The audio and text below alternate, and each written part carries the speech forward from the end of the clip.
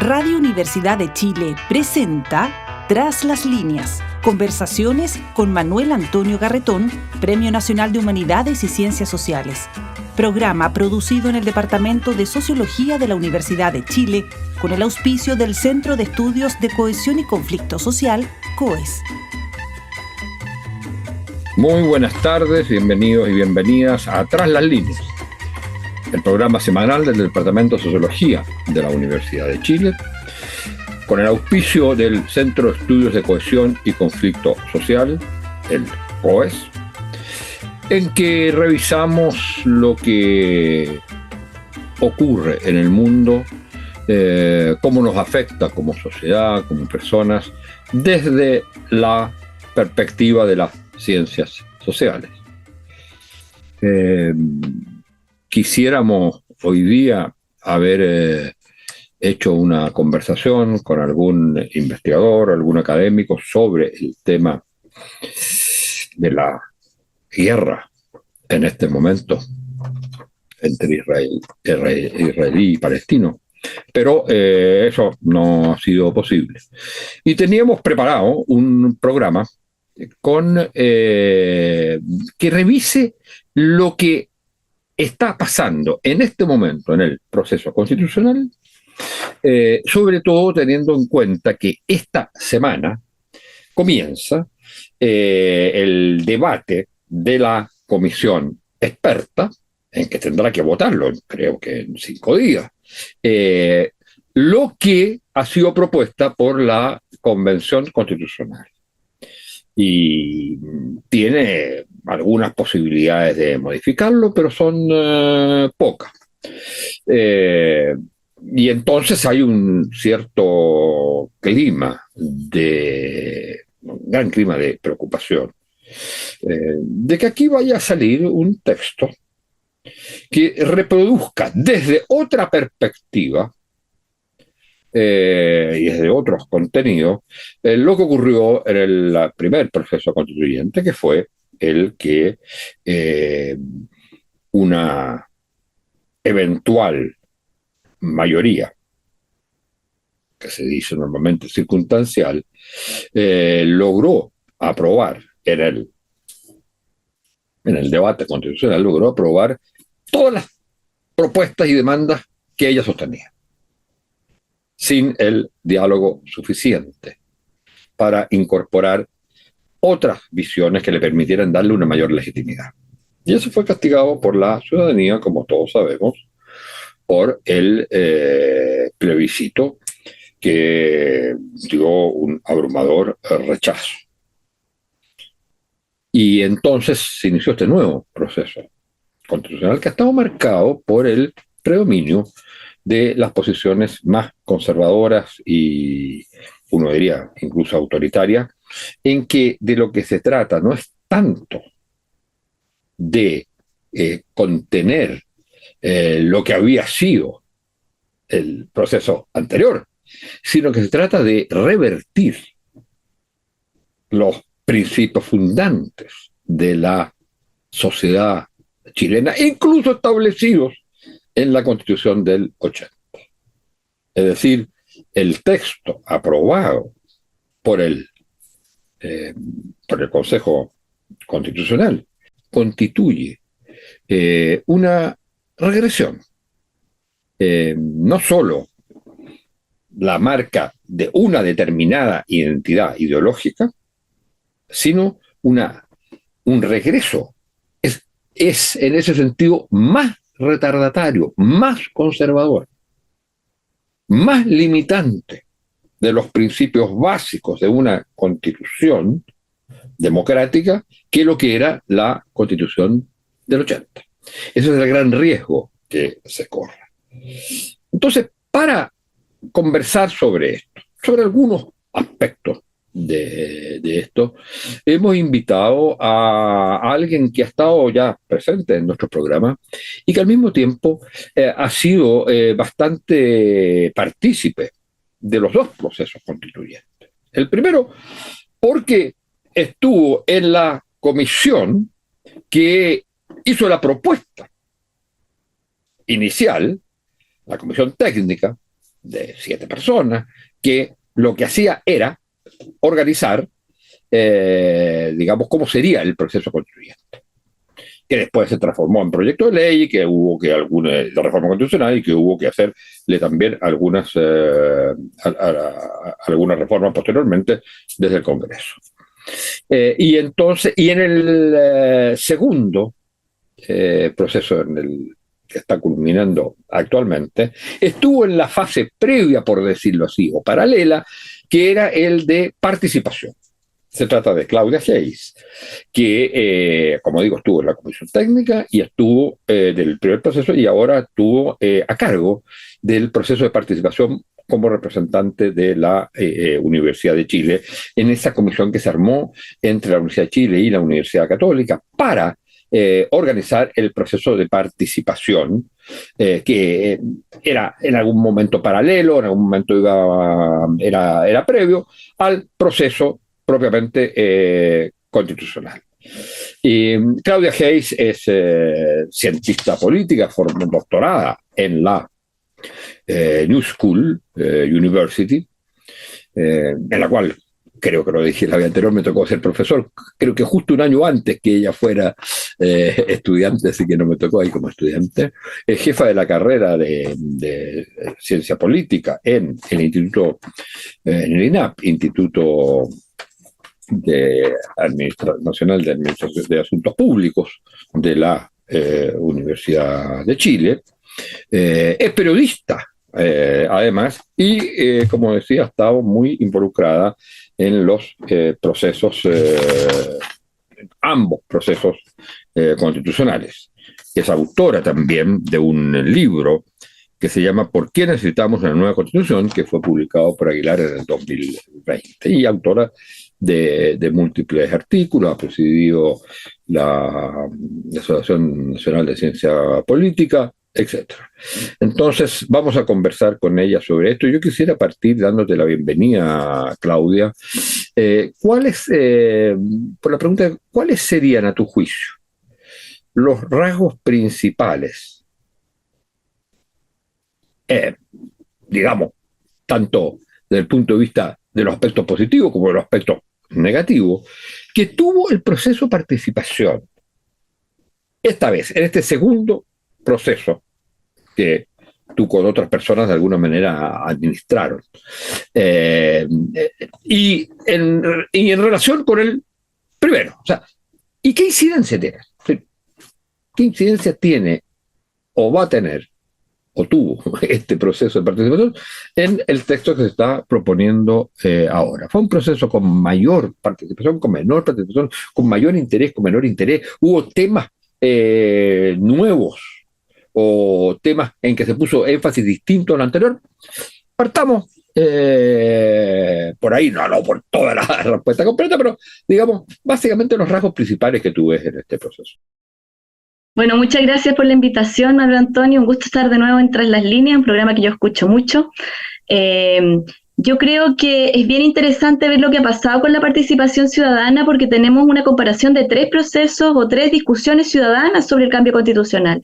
Bachelet inauguró esto con ella tenía una etapa participativa de su propuesta de cambio constitucional que consideraba encuentros locales autoconvocados, consulta, cabildos provinciales regionales, y con ese espacio, digamos, que se abrió desde el Poder Ejecutivo, organizado, utilizando tecnología, utilizando nuevas plataformas, es decir, una cosa bien inédita en Chile, de invitar a la ciudadanía a una conversación nacional sobre participación constitucional. Se inauguró un recorrido que ha tenido 3 momentos distintos y que son 3 momentos que... ¿Sí? Perdón, una cosa que vale la pena aclarar y que es muy importante por lo que estás diciendo.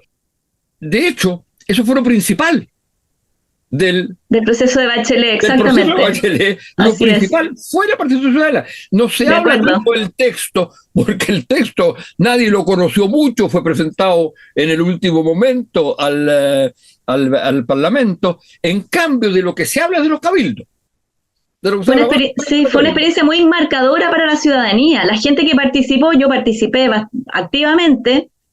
La gente que participó quedó muy marcada, yo creo, por eso, y sin duda que eso fue relevante para los procesos que vinieron después. Ahora acaba de salir en una revista que se llama Global Constitutionalism, justamente un artículo de José Francisco García, que después fue uno de los delegados de la derecha en esa comisión experta que tú mencionabas, donde me tocó participar en la propuesta de reforma constitucional que inauguró el segundo proceso, el proceso del 2021-2022. Y él justamente retoma el efecto que tuvo el proceso de Bachelet en la ciudadanía. Y no hay ninguna duda que hubo un proceso de aprendizaje, desde el primer proceso al segundo. El segundo tuvo características distintas, hubo un enorme ímpetu participativo y hubo una enorme voluntad del órgano constitucional, de la Convención Constitucional, de escuchar a la ciudadanía, pero hubo también muchas dificultades, porque era un momento muy intenso, fue una participación ciudadana, podríamos decir, más desordenada. Las comisiones hicieron esfuerzos enormes por escuchar a la gente y de hecho se escuchó a muchísima gente. La Convención Constitucional escuchó directamente muchísimas audiencias públicas. Se usaron por primera vez las iniciativas populares de norma que juntaron muchísimas firmas. La iniciativa Con Mi Plata No, que fue la que juntó más firmas en el proceso de la convención, llegó a 60.000 firmas. Y en este tercer episodio, digamos, en esta tercera instancia de participación ciudadana constitucional, tuvimos una participación bastante masiva también, igual que en los dos procesos anteriores, mucho más ordenada, mucho más organizada. Este proceso estuvo a cargo de las universidades, hubo una red de 40 universidades, establecimos más de 75 lugares, campuses donde la gente podía ir a dejar su testimonio, digamos, enviar su mensaje al órgano constituyente electo, al Consejo Constitucional. El Consejo recibió menos personas, esto se acotó a un solo mes, al mes de la participación ciudadana, entre el 7 de julio, del 7 de junio y el 7 de julio. Si tomas la cantidad de gente, fue parecida, eso es bien interesante. Yo estoy recopilando los datos, no es fácil. Por ejemplo, no tenemos la cifra total de audiencias públicas, porque como decía, hay gente que pidió audiencias varias veces, hay gente que pidió y no fue recibida. En este proceso último tenemos los datos muy claros.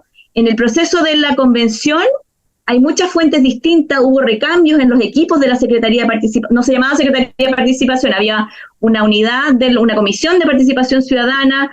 Fue muy ambicioso el proyecto participativo de la convención y no hubo capacidad de llevarlo a cabo. Estaba organizado por los mismos profesionales. Correcto. No había una organización central, claro. Exacto. Esto fue en el Consejo Constitucional, a diferencia de la Convención, el mandato vino del Congreso, era una ley del Congreso, o sea, estaba en la reforma constitucional mencionada la participación, y hubo un reglamento aprobado por el Congreso que precisaba, junto con otros temas de funcionamiento del proceso constituyente, el funcionamiento del órgano encargado de la participación ciudadana. Entonces estaba muy reglamentado, estaba muy organizado, tuvimos equipos trabajando desde el verano, nosotros empezamos más o menos en febrero a trabajar en organizar esto, para junio, digamos. Eso no lo tuvo la Convención Constitucional, fue mucho más caótico, fue mucho más ambicioso también, fue mucho más desorganizado y hubo aprendizajes. Por ejemplo, una cosa evidente que es que cuando se llega a dar una audiencia de un tema que ya fue votado, no tiene ningún sentido la audiencia, y eso ocurrió en la Convención Constitucional. Pero también ahora, hay que decir... ¿sí? Eso ocurrió ahora.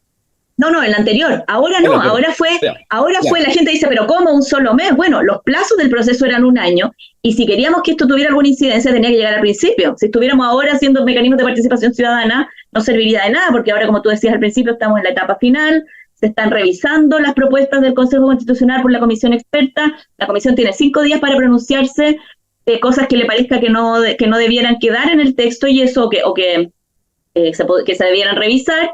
Y eso está en una votación que va a requerir votos de la derecha, porque tenemos 12 y 12 en la comisión experta, 12 izquierda, 12 derecha, y se requieren 14 votos para que sea objetada, digamos, una norma aprobada por el Consejo Constitucional. Y eso, si consiguen los votos, esto va a una comisión mixta, ¿sí? ¿Cuál dirías tú que tuvo más acogida? Si la cantidad más o menos de gente fue más o menos parecida. Aunque no puede haber tanto control exacto por lo que tú señalabas de funcionamiento, pero ¿cuál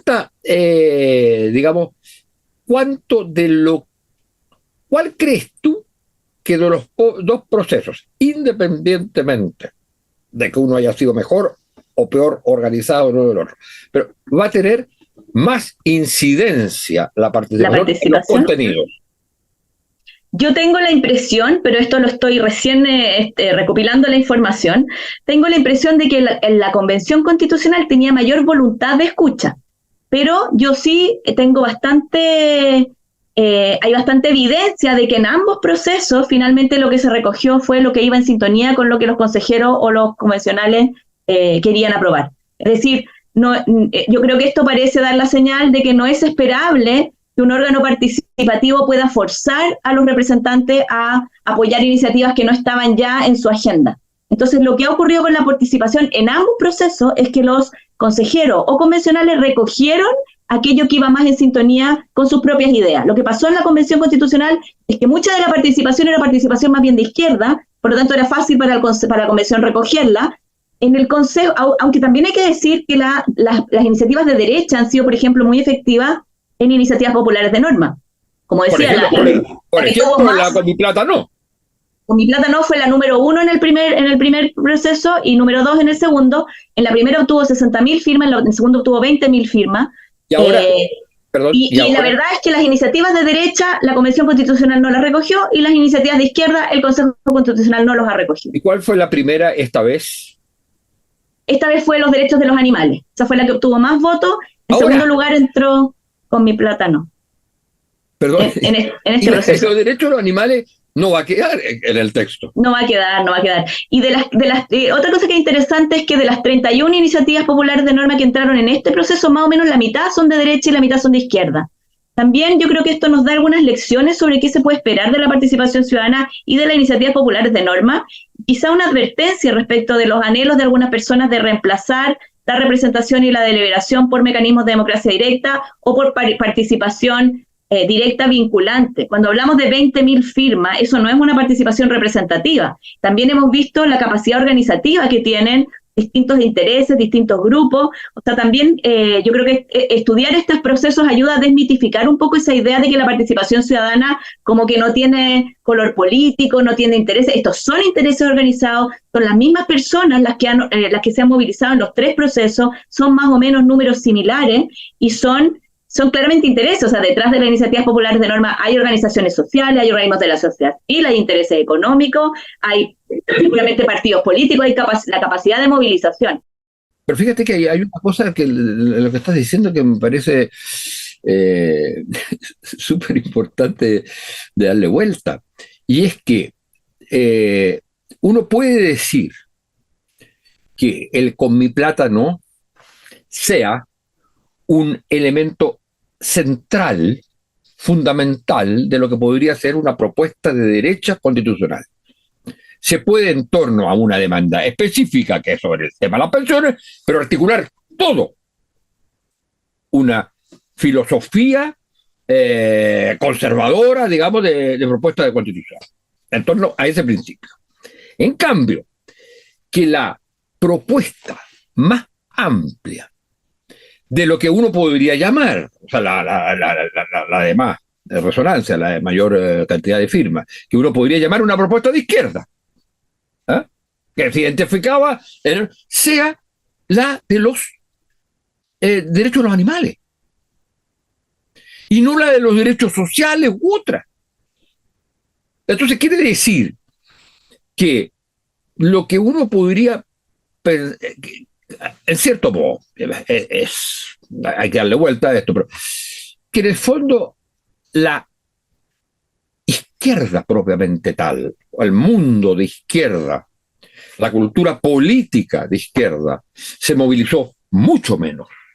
Y lo que se movilizaron fueron precisamente los componentes estrictamente, palabra que se usa mucho ahora, no sé, identitarios, particulares de un sector. Pero si uno dice, Con mi plata no, uno puede decir, ahí hay una propuesta de derecha, propiamente tal, que puede articular un principio constitucional. No hay una propuesta desde la participación de izquierda propiamente tal. Hay una demanda de que haya los derechos de la Unión como principal, pero eso no es un principio que pueda atravesar el conjunto de un proyecto constitucional. Y eso yo creo que es muy impresionante, porque significaría que la capacidad de la del pensamiento de izquierda, del mundo organizado de izquierda, respecto a lo que podrían llamar los americanos la constituency, o sea, respecto a sus bases sociales, su capacidad de vincularlas es mínima. Bueno, como decía, entre las de izquierda entraron muchas que sí corresponden a las reivindicaciones tradicionales de la izquierda, al sistema de cuidado, a temas que tienen que ver con políticas más redistributivas o más inclusivas, que son típicas de la izquierda. Yo creo que tenemos un problema grave de mediación política para leer estas preferencias ciudadanas. Y, por ejemplo, respecto de los animales, yo creo que no es posible decir que la defensa de los derechos animales es una agenda de izquierda. Yo no creo que eso sea una agenda de izquierda identitaria.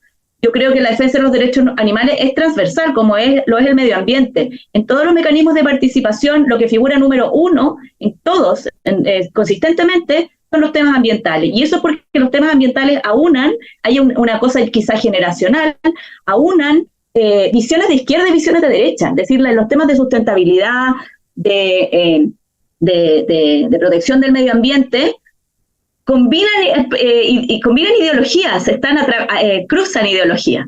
Y yo creo que con los derechos animales ocurre lo mismo. Yo creo que la razón por la que los derechos animales llegó primero es porque no era una bandera de la izquierda ni de la derecha, era una bandera bastante transversal que quizá tenga que ver más con un tema generacional que con un tema del eje izquierda-derecha. Esto no significa que no sean relevantes el eje izquierda-derecha, particularmente en temas de derechos sociales, que sí marcan la mayor parte de las otras iniciativas, pero ahí también quisiera como invitar a complejizar un poco los votos de Con Mi Plata no. O sea, yo creo que es cierto que quienes movilizan esa votación y redactan la propuesta de norma, etcétera, tienen una visión ideológica identificable y de derecha, pero yo creo que hay muchas personas que estando en contra de la idea de redistribución de los fondos de pensiones, al mismo tiempo están a favor de una mayor protección social en términos de un rol del Estado mayor en la protección social. Entonces, yo creo que el problema que tenemos es la complejidad, o sea, es falta de deliberación y es la complejidad para entender estas preferencias. O sea, tenemos ciertamente una ciudadanía que tiene un fuerte sentido de propiedad,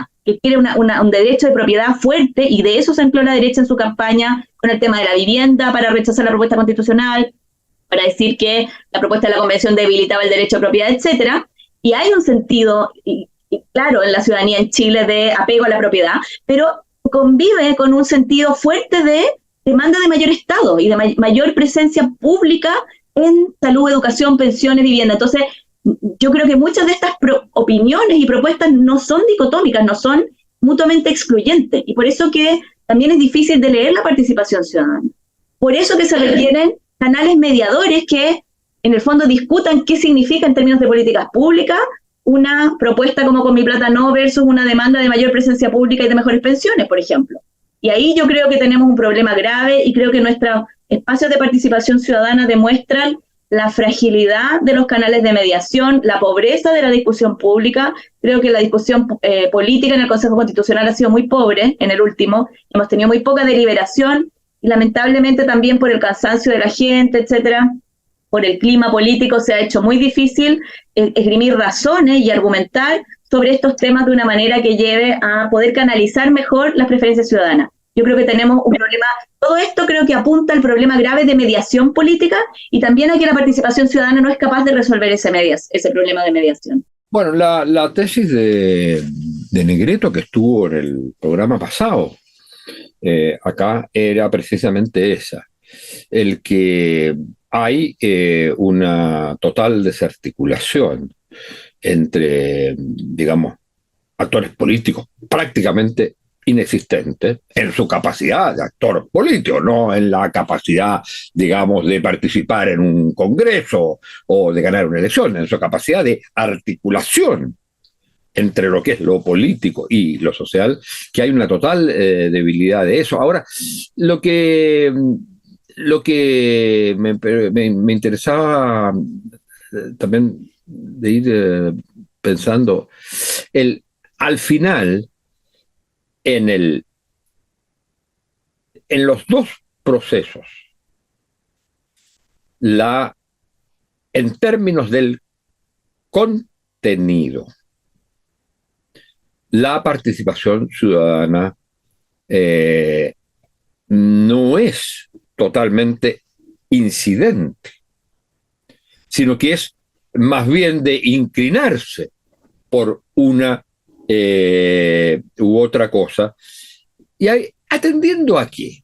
Y ahí entra la pregunta más con lo que está pasando respecto de las encuestas de opinión, respecto de lo que va a ser digamos, el posible resultado. Y en ese sentido, lo que uno pareciera ver es que hay, a diferencia de lo que ocurrió con el primer proceso constituyente, en que había un nivel de aprobación inicial que fue disminuyendo rápidamente al de rechazo, lo que estamos viendo hoy, lo que no significa que necesariamente vaya a ganar el estoy de acuerdo, pero lo que sí es que lo que comenzó mucho más débil que el acuerdo ha ido creciendo. Es exactamente al revés de la vez anterior. Lo que estaría hablando, estoy de acuerdo en decir que no todo es de derecha, de izquierda, etcétera, pero aparece como cuestión simbólica. Lo que estaría en la capacidad de la derecha de hegemonizar procesos como estos. El proceso anterior claramente fue de más a menos y este ha ido de menos a más. Yo creo que la comisión experta ha generado una buena impresión y más una impresión más dialogante, el hecho de que estuviera empatada, yo creo que ayudó. O sea, yo creo que una cosa también que ha quedado bien clara es la dificultad que genera cuando se excluye a algún sector político. En el primer proceso la derecha quedó excluida, en el segundo proceso la izquierda ha quedado excluida hasta ahora, y en la comisión experta están más equilibrados y eso es lo que parece tener más viabilidad. Estoy de acuerdo con eso y en ese sentido sí ha sido un poco espejo y sí ha mostrado capacidad de movilización importante en este clima de política de audiencias la derecha. Yo estoy de acuerdo que ha sido más efectiva y va un poco en sintonía con lo que está pasando en el mundo, con esta capacidad que han tenido sobre todo la extrema derecha, en el caso del auge de republicano en Chile y de cómo se ha corrido por un efecto rebote todo el eje hacia la derecha hoy día. Hay que pensar que en la Convención Constitucional el centro era el Partido Socialista, hoy día el centro es Evelyn Matei. Entonces realmente el eje se ha corrido mucho y yo creo que tú tienes razón y creo que es preocupante desde el punto de vista de la construcción de proyectos sociales porque estamos en un escenario en que la gente no apoya propuestas políticas sino que se mueve en función de temas que quienes manejan mejor los medios de comunicación y el discurso público logran instalar en este esquema de política de audiencia. Sí, y ahí yo tengo la impresión que hay algo complejo en esto, porque resulta que hay un componente claramente lo ha habido en todo el proceso, desde el estallido para adelante, de rechazo a las élites. Y de alguna manera, la tesis que se ha ido defendiendo es que uno de los componentes del rechazo es que porque el grupo que dominó en la Constitución, que venía a la calle, que era la tía Pikachu, etcétera, que era el estallido, resulta que se comportó como élite política, decidiendo las cosas por sí mismo, etcétera. Convencidos que tenían la verdad. Y lo que está curiosamente paradojalmente haciendo caso, si es que se sigue este movimiento de una mayor aceptación, es precisamente el de convocar tocando resortes muy de la gente, muy del tema de la certidumbre, etcétera, todo lo demás, donde no aparece el componente como elitario, porque normalmente el que aparezca dominante y elitario va a ser rechazado, y en este caso se está empezando a producir, no digo, ojalá estas cosas cambien, pero está empezando a producir el hecho que la gente no está identificando necesariamente, o sea, inicialmente sí, era otro proceso de élite, pero ahora, en la medida que si las encuestas son ciertas, que está mejorando el rechazo, el apruebo, perdón, si está mejorando, quiere decir que la gran mayoría no se va a pronunciar contra lo que venga la élite, sino que esta élite nueva va a ser capaz, quizás porque toca determinados elementos, de convocar a una mayoría. Yo creo que es lo que pasa un poco lo que vemos con Donald Trump, lo que ha pasado con Jair Bolsonaro, que son personas que habiendo sido parte del sistema político y siendo evidentemente parte de la élite económica, sin duda, logran presentarse como personas antisistémicas. Logran presentarse porque dicen cosas que son destempladas, porque plantean cosas que van en contra del statu quo y que chocan al statu quo y que chocan a las élites más tradicionales. Y eso aparece como rupturista. Y claramente hoy día los electorados están premiando ese tipo de comportamientos disruptivos del sistema político. El auge de Milei en Argentina, o sea, creo que hay múltiples señales y creo que este fenómeno del segundo proceso en chileno va en esa dirección de, podríamos decir, retroceso democrático o declive de la capacidad de las fuerzas más organizadas de la sociedad. Tú, para terminar, porque tenemos ya que cerrar desgraciadamente, tú, si tuvieras que hacer un par de hipótesis sobre el resultado final de este proceso, ¿qué es lo que dirías? Bueno, yo creo que ha sido un proceso que no ha contribuido como se esperaba a subsanar la fractura entre ciudadanía, sociedad y élites políticas, sino que lo ha agudizado. Hemos terminado en una situación en la que la política se ha mostrado más incapaz todavía, se ha mostrado incapaz de canalizar el sentir ciudadano e incapaz de conversar entre ellas. Creo que hemos tenido un proceso de participación positivo, pero un proceso de deliberación muy débil y un proceso de representación muy malo. Entonces, en estos tres pilares de la democracia, que son la participación, la representación y la deliberación, creo que Chile sigue fracasando en la dimensión representativa, que pensábamos al principio, con el optimismo, digamos, del inicio del plebiscito de octubre del 2020, que se estaba sanando eso, y hemos terminado en un escenario todavía peor, y creo que no queda más que seguir tratando obstinadamente de fortalecer esas tres dimensiones, de entender que son mutuamente necesarias y que no se puede poner a una en contra de la otra, porque los resultados pueden ser muy perniciosos para la democracia. No se puede reemplazar la representación por participación, ni se puede omitir la deliberación pública, el entregar razones, y yo creo que lo que queda es seguir, en el fondo, apostando al fortalecimiento de esfuerzos programáticos, de alfabetización política, de diálogo ciudadano, pero creo que el panorama es bastante pesimista. Yo creo que todavía las encuestas señalan que se podría rechazar la propuesta constitucional. Personalmente creo que si no se mejora lo que quedó de las enmiendas de Republicano, sería mejor, porque creo que el anteproyecto de la comisión experta que ofrecía una salida ha sido completamente desfigurado por las enmiendas republicanas, y creo que sería muy negativo para el futuro de la democracia chilena que se aprobara como está. Creo que es incierto, pero me parece que hasta ahora hay más posibilidad de que esto no lo logre arreglar el Consejo Constitucional, y creo que eso es muy mala noticia para la política chilena. Yo tengo una impresión que esa es la situación, desgraciadamente. Esperemos que en los próximos días y tiempos que vienen se pueda ir revirtiendo esta situación, pero esperemos. Simplemente no nos queda otra cosa de eso. Y yo creo que es básico repetir esa idea que en general los distintos actores políticos tendieron a separar, que son los principios de representación, los principios de deliberación y los principios de participación, deliberación, representación.